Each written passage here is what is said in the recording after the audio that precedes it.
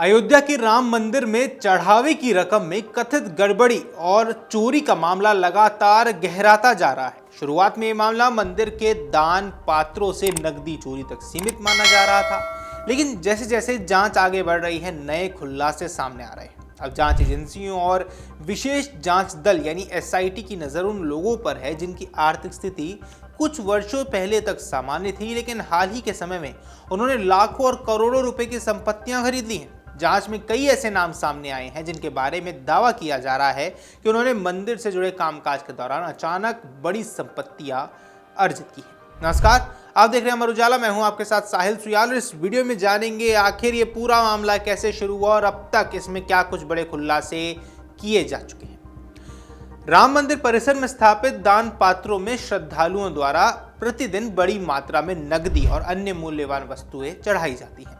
मंदिर ट्रस्ट के अनुसार चढ़ावे की राशि का नियमित हिसाब किताब रखा जाता है और समय समय पर उसकी गणना भी की जाती है। लेकिन कुछ दिन पहले मंदिर से जुड़े एक कर्मचारी पर दान पात्रों से निकाली गई रकम में हेराफेरी का संदेह हुआ।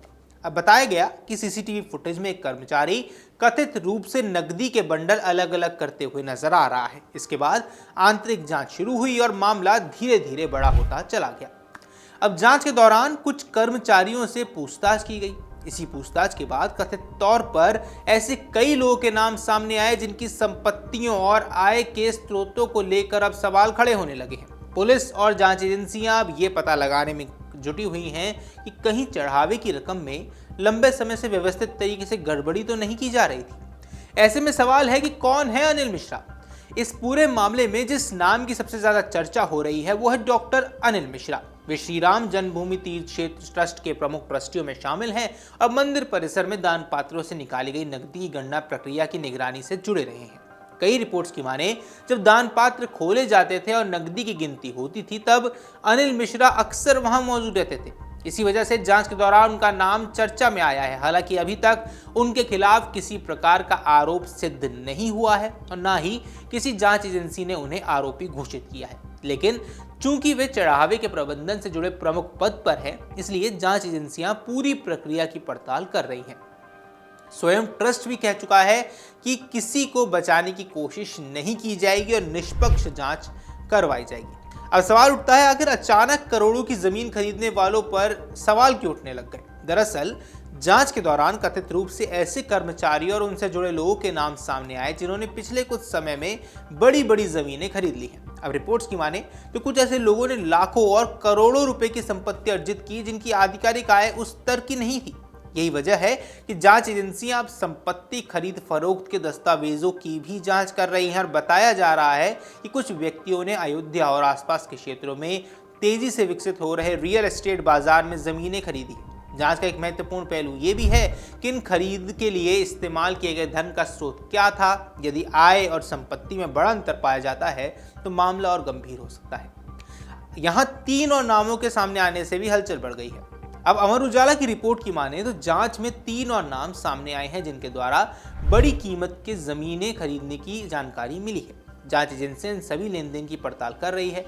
ये देखा जा रहा है क्या इन लोगों का मंदिर में दान की रकम के प्रबंधन से प्रत्यक्ष या अप्रत्यक्ष संबंध था।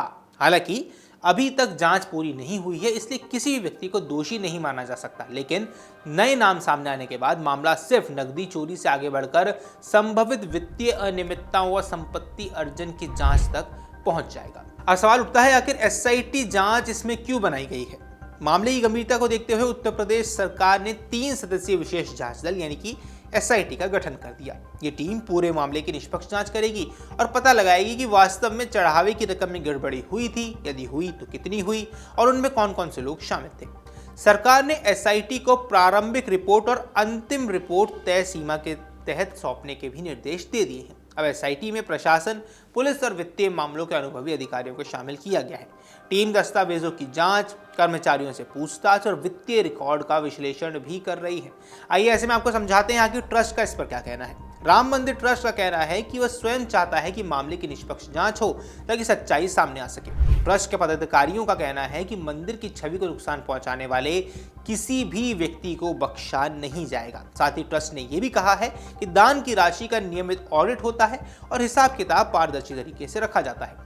ट्रस्ट से जुड़े कुछ पदाधिकारियों ने यह भी कहा है कि सोशल मीडिया और राजनीतिक हलकों में कई तरह की अपुष्ट बातें फैलाई जा रही हैं, इसलिए जांच पूरी होने तक किसी निष्कर्ष पर हमें नहीं पहुंचना चाहिए। ट्रस्ट और स्टेट बैंक द्वारा जो ऑडिट हो रही थी उसके बारे में भ्रामक कल्पना समाज में जो निर्माण हुआ, इस दृष्टि से ट्रस्ट ने सोचा कि स्पेशल इन्वेस्टिगेशन टीम सरकार गठित करे और उसके द्वारा जांच हो। हमने सरकार को निवेदन किया। उत्तर प्रदेश के सरकार ने हमारे निवेदन को स्वीकार करते हुए 12-15 घंटे के अंदर उन्होंने 3 लोगों के कमेटी गठित की है। हम इसका हृदयपूर्वक धन्यवाद करते हैं।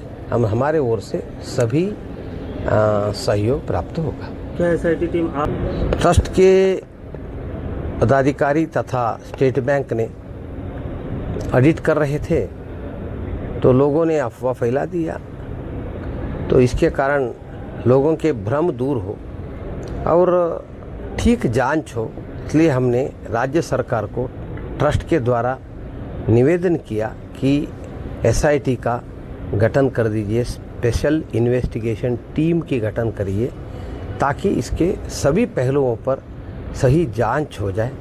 न्यास किसी को छुपाना नहीं चाहता और सभी विषय को हम सहयोग करेंगे। अब राम मंदिर केवल एक धार्मिक स्थल नहीं बल्कि करोड़ों हिंदुओं की आस्था का एक केंद्र है। मंदिर निर्माण के लिए देश और विदेश से बड़ी संख्या में लोगों ने दान दिया था। मंदिर के उद्घाटन के बाद भी श्रद्धालुओं द्वारा लगातार चढ़ावा चढ़ाया जा रहा है। ऐसे में यदि दान की रकम में किसी प्रकार की गड़बड़ी होती है तो ये केवल वित्तीय मामला नहीं रह जाता, बल्कि करोड़ों श्रद्धालुओं के विश्वास से भी जुड़ जाता है। इसी वजह से संत समाज, स्थानीय नागरिक और विभिन्न सामाजिक संगठनों ने भी पारदर्शी जांच की मांग की है। कई संतों का कहना है कि यदि किसी ने श्रद्धालुओं के विश्वास के साथ खिलवाड़ किया तो उसके खिलाफ सख्त कार्रवाई होनी चाहिए। फिलहाल एसआईटी विभिन्न दस्तावेजों, बैंक रिकॉर्ड्स, संपत्ति खरीद के कागजात और दान की गणना से जुड़े रिकॉर्ड्स की जांच कर रही है। जांच का दायरा भी लगातार बढ़ता हुआ ही नजर आ रहा है। अब अगर किसी जांच में किसी व्यक्ति की भूमिका सामने आती है तो उसके खिलाफ कानूनी कार्रवाई भी की जा सकती है। वहीं यदि आरोप गलत साबित हुआ तो संबंधित लोगों को क्लीन चिट भी मिल सकती है। इस पूरे मामले का सबसे महत्वपूर्ण पहलू ये है कि जांच का निष्कर्ष क्या निकलता है, क्योंकि मामला केवल कुछ कर्मचारियों और अधिकारियों तक सीमित नहीं रह गया है, बल्कि ये देश के सबसे चर्चित धार्मिक स्थलों में से एक से जुड़ा हुआ बड़ा मामला बन चुका है। अब राम मंदिर दान चोरी और कथित वित्तीय अनियमितताओं का मामला अब एक साधारण चोरी की जांच से कई आगे बढ़ चुका है। अनिल मिश्रा सहित कई प्रमुख नाम चर्चा में हैं, जबकि कुछ कर्मचारियों और उनसे जुड़े लोगों द्वारा खरीदी गई करोड़ों रुपए की संपत्ति अब जांच का नया केंद्र बन गई है। उत्तर प्रदेश सरकार द्वारा गठित एसआईटी अब पूरे मामले की तह तक पहुंचने की कोशिश कर रही है। आने वाले दिनों में जांच रिपोर्ट स्पष्ट करेगी कि मामला केवल कुछ व्यक्तियों की करतूत का है या इसके पीछे कोई बड़ा नेटवर्क काम कर रहा था। फिलहाल करोड़ों श्रद्धालुओं की नजर इस जांच पर टिकी हुई है और सभी को सच्चाई सामने आने का इंतजार है। ऐसे में आपकी क्या कुछ इस पर राय है, हमें कमेंट सेक्शन पर जरूर बताएं। फिलहाल तो इस वीडियो में इतना ही। नमस्कार। अगर आप ये वीडियो YouTube पर देख रहे हैं तो हमारे चैनल को सब्सक्राइब कर बेल आइकन दबाएं और Facebook पर देख रहे हैं तो हमारे पेज को लाइक करें।